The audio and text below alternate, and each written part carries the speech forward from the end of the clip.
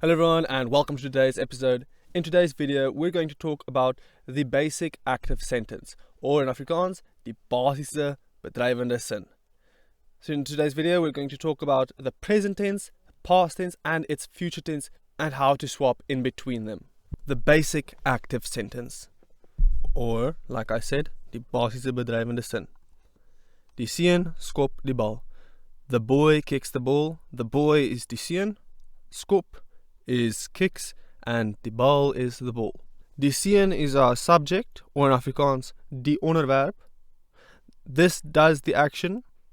Skop is the action, which is our verb, or in Afrikaans, die gesegde, or die werkwoord. Die bal is the object, it receives the action. In Afrikaans, we call this die voorwerp.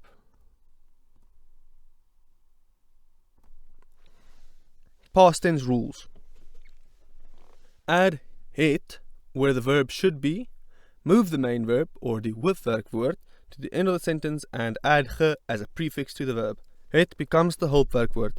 So in a sentence there is a verb, but this verb is usually the hoofwerkwoord. In Afrikaans we call this the main verb, and in the sentence you move the main verb to the end of the sentence and you add het in the place of where the verb should have been. So now het is your hoofwerkwoord. This helps the main verb. Let me show you. Die seun skop die bal. Skop goes to the end of the sentence. Het takes skop's place. And now it's your hoofwerkwoord. And geskop is now your new main verb. You can see ge is just added to skop. And of course add your punctuation. If you would have a sentence like die seun het die hond se bal geskop, you would take it as a whole.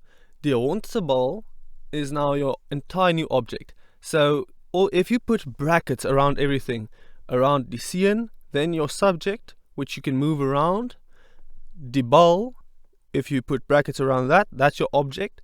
And just like you put brackets around die bal, you can put brackets around die hond se bal.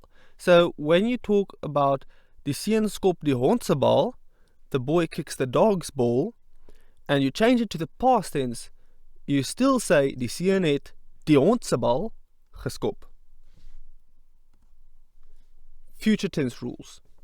You need to add sal or gaan where the verb would originally be, and the verb moves to the back. This is the same as changing it to the past tense, except you don't add ge as a prefix. Die seun skop die bal. Skop goes to the end, and gaan takes the place, and your punctuation. So the difference between sal or gaan is really implied. There's not really a difference, but we do have an implication. So when you say die seun gaan die bal skop, that's more of a matter-of-fact statement. But when you say die seun sal die bal skop, that is more of a passive-aggressive way of saying you will kick the ball. You hear the difference. But you can also say die seun gaan die bal skop. Still, it's more matter of fact, but it's still more aggressive. It's more commanding. Exceptions.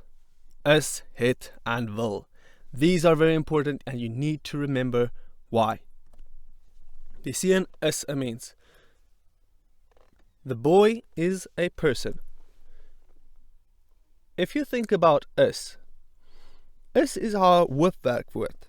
But in this sentence, or in actual any sentence, is equal, or is an equal sign. Die seun is a mens, or the boy is a person. If you think about is an equal sign. What this means is you can say the boy equals a person, or a person equals the boy.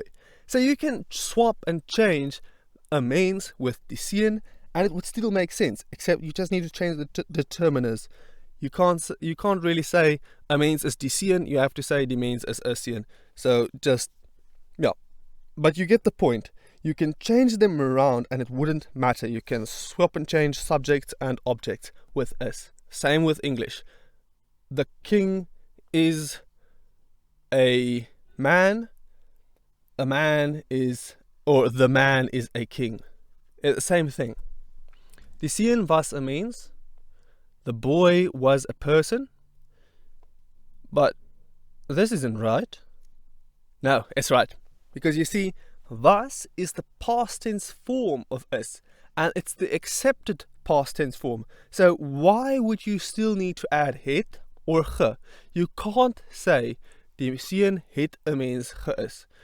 We would still know what you're trying to say, but you're talking nonsense, and everybody will ridicule you. Die seun was 'n mens. That's how you change is to the past tense. You change it to was. Not die seun het 'n mens geïs. Die seun sal 'n mens wees. Sal wees is your new verb. Wees is your main verb. That is a different form of saying is. Was is also a different form of saying is, but it's, yeah. So was is, like I said, the past tense form of is, and wees is in this case the future tense form of is. You just need to change is into its different form. And obviously, like I said, sal or gaan just takes the place of the verb, and the verb moves to the back. You can clearly see this. Let me just show you. Is moves to the back, becomes wees, and sal takes is's place. Not die seun gaan 'n mens is. That's wrong. Die seun het 'n bal. The boy has a ball. To have, or have in this case, is the verb. But what now? You can't, when you take it to the past tense, you can't really say die seun het 'n bal gehet. Or can you? Why not? You can, and we do. Die seun het 'n bal gehad. So the only thing here is het changes to gehad to sound better. So het, another het, is added in where the original het would have been, and this moves to the back and gets a ge in front. So it's, in actuality, it's die seun het 'n bal gehet, but we just say it gehad. And we spell it gehad, not gehet. Die seun gaan 'n bal hê. Same thing. This is normal, basic, future tense form. You just add your sal or gaan where the verb should have been, and you move the verb to the end. But in het's case, just like with is, it just has a different form. And that's why I want to highlight these things, because it's very commonly used, and I want you to understand that it's not die seun gaan 'n bal het, it's die seun gaan 'n bal hê. I would just like you to remember that. Die seun wil 'n bal hê. Okay, now we have two main verbs. Or do we? Yes, we do, because you can't say wil is a hulpwerkwoord, and you can't say het is a hulpwerkwoord, or he is a hulpwerkwoord. Why not? Because the sentence wouldn't make sense in Afrikaans. In English, it will make kind of sense. Die seun wil 'n bal hê means the boy wants a ball. Wil hê means wants, have, if you directly translate them and put them behind each other. So in English, it would make sense to say the boy wants a ball. That would make sense, but in Afrikaans, it doesn't work like that. You can't say die seun wil 'n bal. What? What does he want to do with a ball? Does he want to kick it? Does he want to throw it? We don't know. But in Afrikaans, you have to have the hê. So wil hê is very important to remember. It's commonly used. Die seun wil 'n bal hê. So how do you change this to the past? Die seun wou 'n bal gehad het. You probably wouldn't have guessed this, but wou is just the past tense form of wil. So wou is just the past tense form of wil, and obviously you can't just only do something with wil and leave hê like it is. You have to change hê to gehad, and then obviously you need to add het. But because there's not really space to add it where you would conventionally have added it, you now add it to the end of the sentence, and that's why this is an exception. Die seun sal 'n bal wil hê. Basic future tense rule applied. Sal or gaan takes the place of the verb, and the verb just moves to the back. Die seun sal 'n bal wil hê. The boy will want a ball.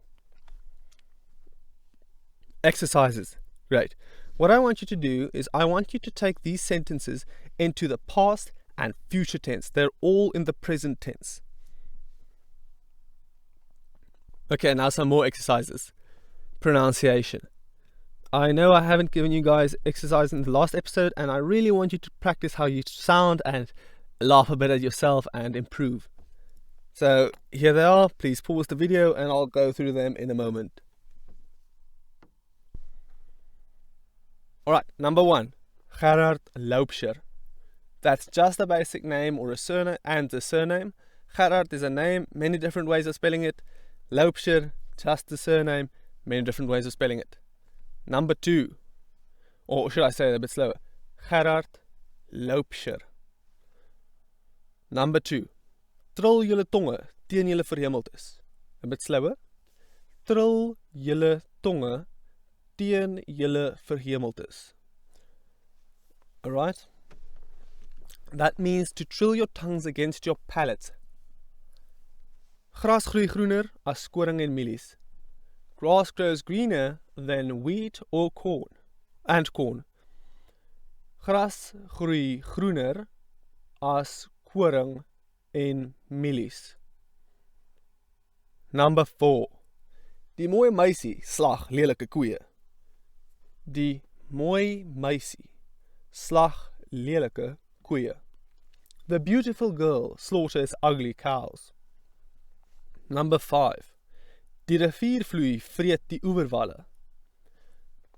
The river flow eats the riverbanks. I know I could have added the comma after vloei, but I didn't, so that's it. Die rivier vloei vreet die oeverwalle. Number 6. Die nou gange voed 'n heilige vrees diep binne my gees. Die nou gange voed 'n heilige vrees diep binne my gees. Okay, so what the sentence means is, the narrow hallways feeds a holy fear deep inside my spirit. Now you don't have to Google Translate all of this. And that's it for today. Thank you guys so much for watching, and I'll see you in the next episode.